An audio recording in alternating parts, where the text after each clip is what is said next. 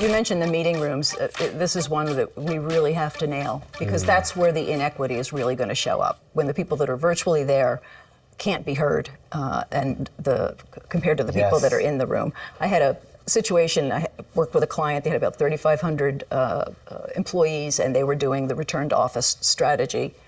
And so we talked about all those things: meeting norms, hybrid norms, how to bring people in, how to use a buddy system so that somebody has somebody in the room that can speak for them if they can't, how to use the chat, how to use asynchronous documents. You put them on an iPad on those little wheelies, cart them around the office. They can be at home but be at the office at the same time. Well, but that's another technology. I mean, one of the problems is we've got these overhead sound systems.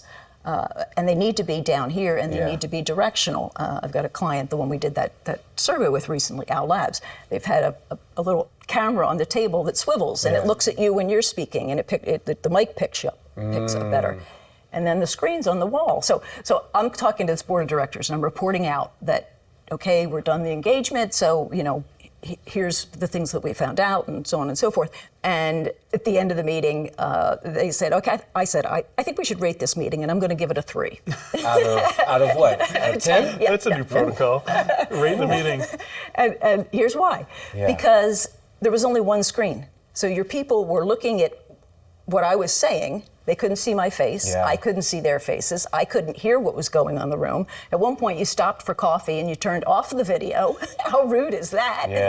Yeah. And I said, and then somebody asked a question that I had an answer to, but I couldn't get anybody. I couldn't break into the conversation. I wound up texting the chairman to tell him that I had an answer to this question. So he brought me in. You weren't really a part of that gathering. And he said, didn't we just hire somebody to help us through all these issues? But it's, it's practice. We really have to change those practices and keep one another honest. Well, and watch to see how being on video in the office changes.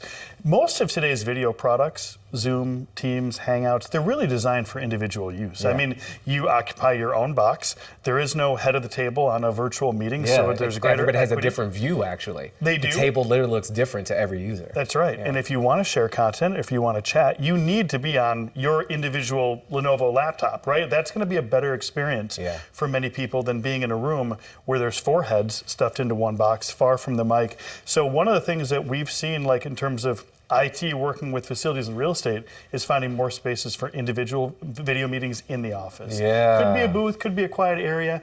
Yes, rooms still have a role, but let's face it, being on conference calls in a room before the pandemic wasn't great. Now with these technologies, it's probably even tougher.